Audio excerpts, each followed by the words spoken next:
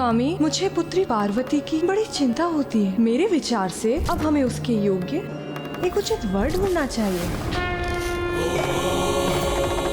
प्रणाम प्रभु। सती। हिमावन के यहाँ माता आदि शक्ति का देवी शैलपुत्री के रूप में जन्म लिए हुए अब एक लंबी अवधि हो चुकी थी। पार्वती, कहाँ हो तुम? पार्वती, पार्वती, पार्वती। यद्यपि माता का जन्म हो चुका था और वो अपनी एक अवस्था में भी आ चुकी थी, किंतु उधर देवगण इसके पश्चात भी चिंतित थे। ब्रह्मदेव, नारायण, माता आदिशक्ति अपने स्वरूप में 16 वर्ष की हो गई और वो अपने संसार में संतुष्ट और प्रसन्न है। तो फिर महादेव और माता आदिशक्ति की भेंट कब और कैसे होगी? प्रत्येक लीला का एक उचित समय होता है देवराजेंद्र, धीरज रखिए।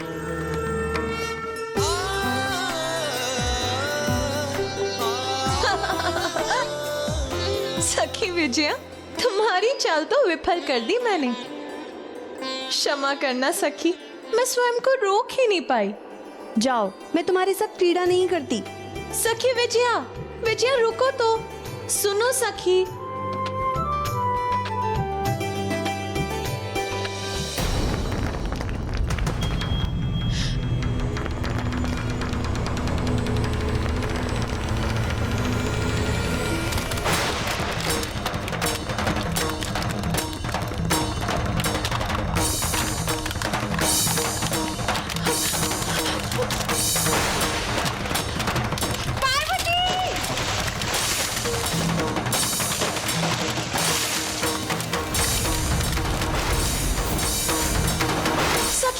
सखी विजया, सखी विजया।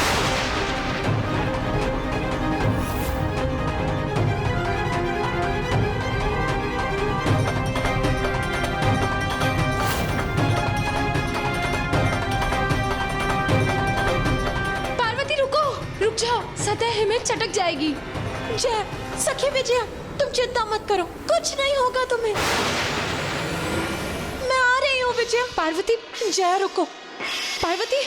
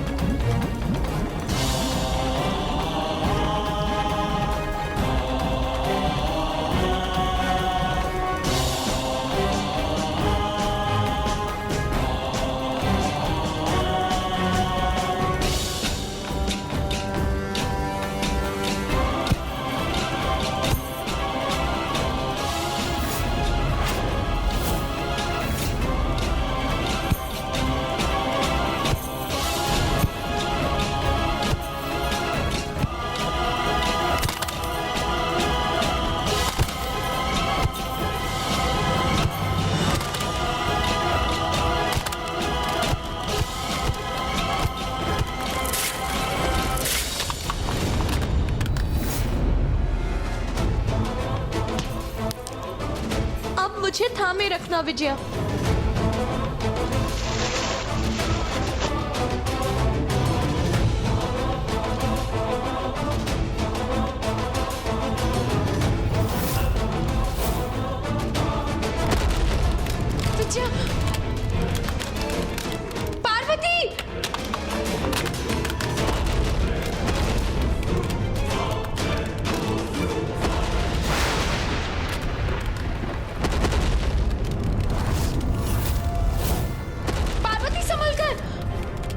तुम सतह पर स्थित हो। हटो वहां से।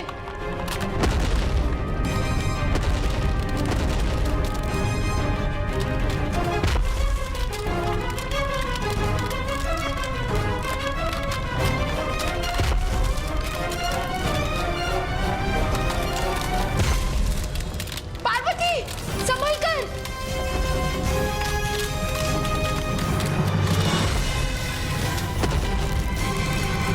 सखी विजय, सखी सखी तुम कुशल तो हो ना? हाँ पार्वती, मैं तो कुशल हूँ। हमें शीघ्र लौटना होगा। माँ और पिताश्री अवश्य ही चिंतित होंगे। चलो चलते हैं। माता पार्वती मात्र एक सभ्य, सुशील और संस्कारी कन्या ही नहीं, अपितु इन गुणों के साथ साथ हिमावन जी ने उन्हें स्वयं अस्त्र शस्त्रों की विद्या में भी पारंगत कर दिया था। माता मैना माता शैलपुत्री को व्रत आदि के लिए प्रेरित करती थी, जिससे उनकी पुत्री को श्रेष्ठतम वर प्राप्त हो। ऐसा पति जिनके लिए उनका जन्म हुआ था। जहाँ एक और महादेव माता आदिशक्ति के जन्म से अनभिज्ञ अपनी चिर ध्यान साधना में लीन थे, वहीं देवता भी माता पार्वती और महादेव की भेंट के उस क्षण की बड़ी अधीरता से प्रतीक्षा कर रहे थे। ब्रह्मदेव, नारायण, अब और विलंब क्यों? यदि किसी कारण संयोग संभव नहीं है तो क्यों ना हम ही माता आदिशक्ति और महादेव की भेंट का कारण प्रस्तुत कर दें।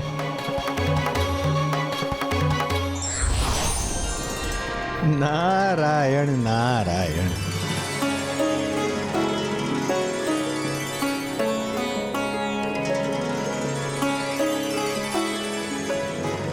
देवर्षि नारद, आप क्या कहना चाहते हैं इसकी मुझे हो चुकी है अनुभूति।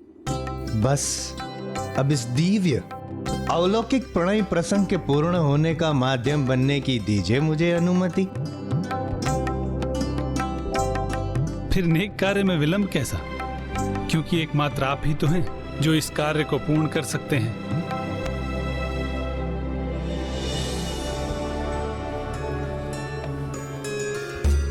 स्वामी,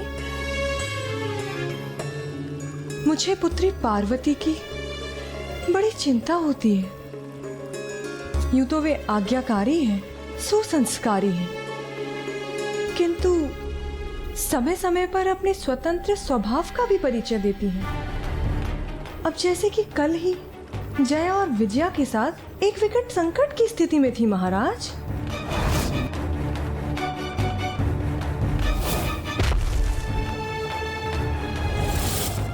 मेरे विचार से अब हमें उसके योग्य एक उचित वर ढूंढना चाहिए।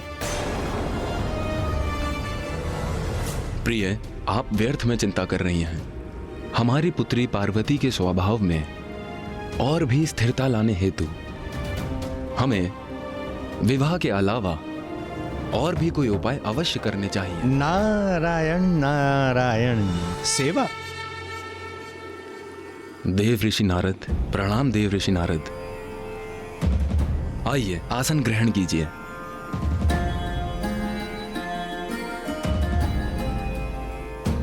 आपकी चिंता दूर करने का मात्र एक ही उपाय है, सेवा। क्षमा कीजिएगा देवऋषि नारद, मैं कुछ समझी नहीं। देवी मैना, आपने अपनी पुत्री को सभी संस्कार प्रदान किए हैं। देवी पार्वती सर्वगुण संपन्न है, तो अभी उनके संस्कारों को सेवा भाव प्रदान कर कर और महान बनाने का समय आ गया है।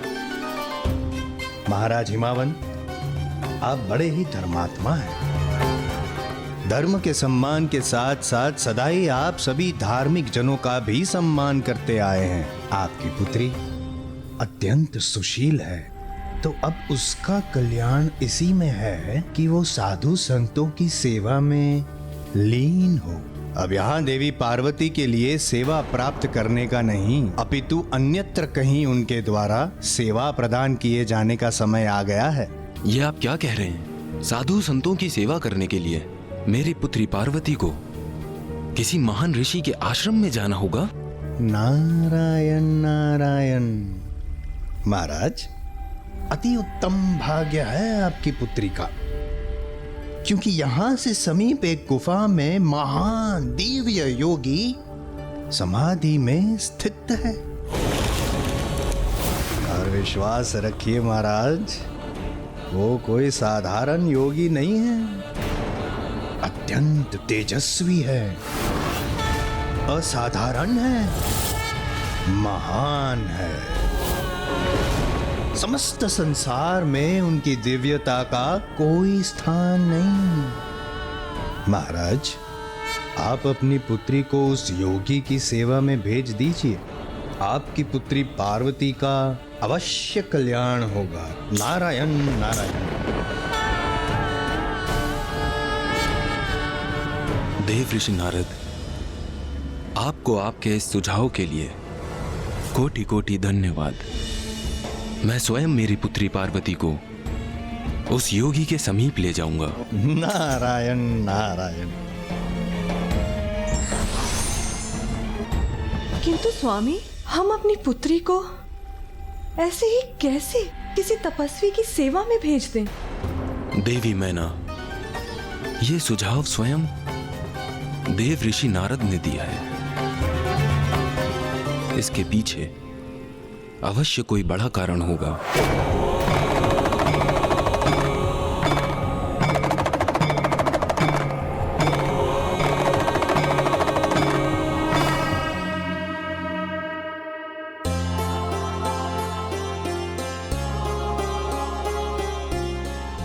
जाओ पुत्री, जाओ, जाकर उन महान योगी की सेवा करो, जिससे वो तुम पर प्रसन्न हो, तुम्हारी समस्त मनोकामनाओं की पूर्ति का वरदान दे। माँ, सेवा तो तभी तक सेवा रहती है जब वो बिना किसी अपेक्षा की जाए। मैं भी संपूर्ण समर्पण से उनकी सेवा करूंगी, इसी भाव से कि उनके आशीर्वाद के सिवाय मुझे उनसे और कुछ भी नहीं चाहिए।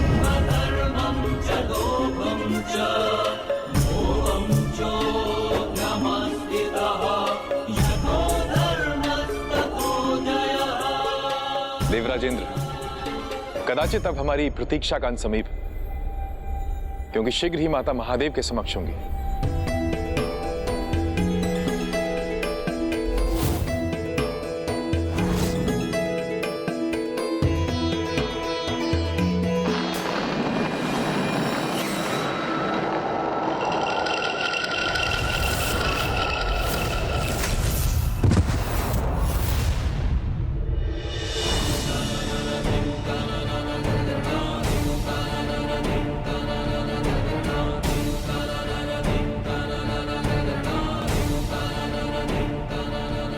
वो देखो पुत्री, वहां उस गुफा में वो महान योगी समाधि में स्थित है।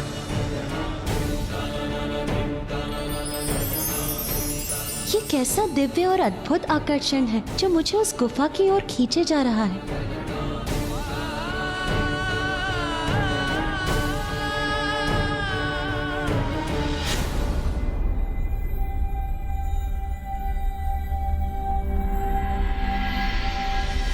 पुत्री पार्वती, पुत्री पार्वती, पुत्री पार्वती।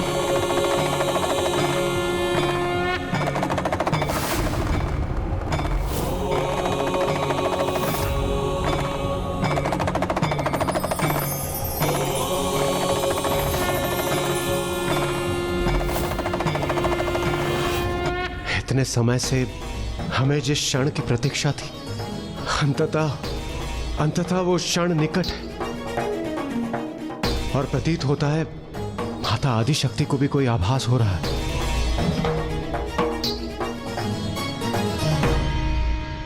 जी पिताश्री।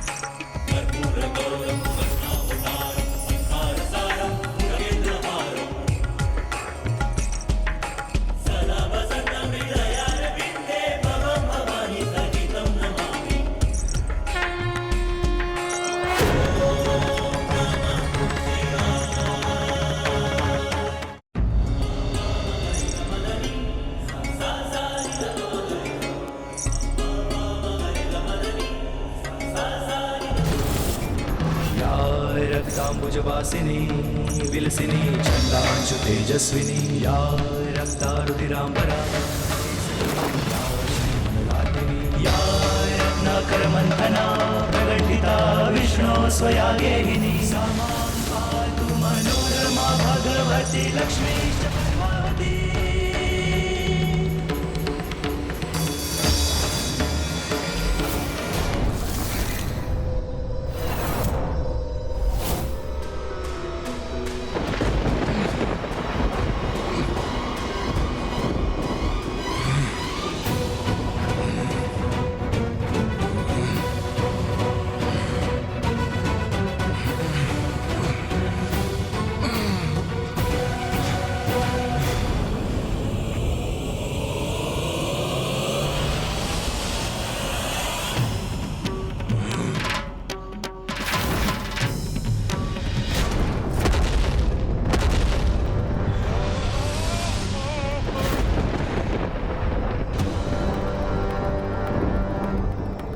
ये तो राजा हिमावन ही है। जाओ और जाकर राजा हिमावन के राजभवन में देखो कि अभी वहां क्या हो रहा है, और यदि वहां पर देवी मैना ने गर्भ धारण किया है तो उसे वहीं पर निकल जाओ।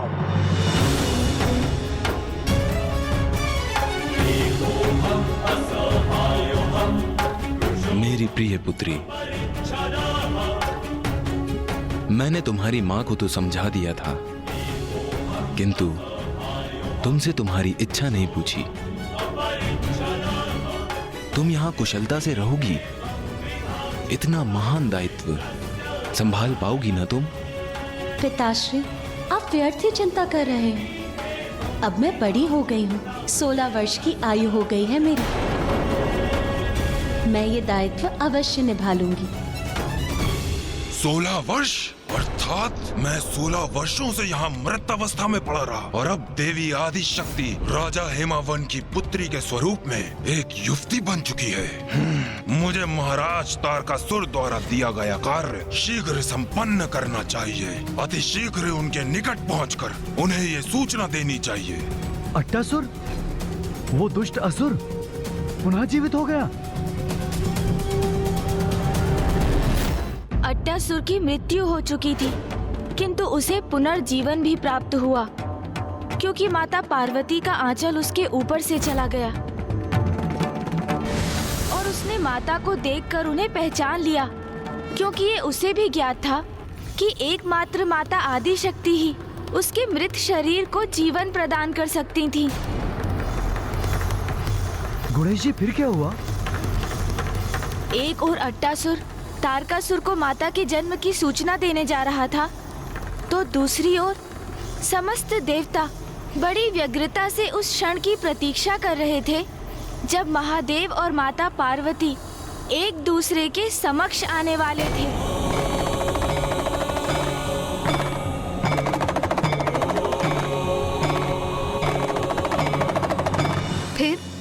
फिर क्या हुआ?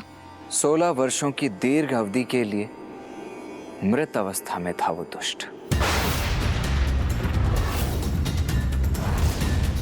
इसीलिए उसके शरीर का भी क्षय हुआ था। जीर्ण शीर्ण अवस्था में थे उसके पंख, किंतु उसके जीवन का तो मात्र एक ही ध्येय था कि तारकासुर को बता सके कि माता पार्वती का जन्म हो चुका है, और अब तो वो एक युवती में भी परिवर्तित हो चुकी है। और जैसे ही महाराज हिमावन और माता पार्वती आगे बढ़े, उस दुष्ट अट्टासुर ने उनकी दृष्टि से छिपकर उड़ान भरने की तैयारी कर ली। किंतु देवता वो भी उसे नहीं देख सके। सभी देवता, यहाँ तक कि नारायण और ब्रह्मदेव भी अपनी श्वास रोके महादेव और माता पार्वती की भेंट के इस दिव्य और अलौकिक घटना के प्रत्यक्षदर्शी बनने के लिए आतुर थे। इसलिए उनका ध्यान भी अट्टासुर पर नहीं गया, और उस दुष्ट ने उसके दुर्बल पड़े शरीर में जितनी भी शक्तियां शेष थीं, उन्हें एकत्रित कर अपनी उड़ान में झोंक दिया।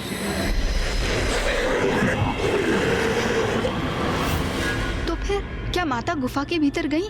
उन्हें महादेव के दर्शन हुए? उन्होंने एक दूसरे को देखा?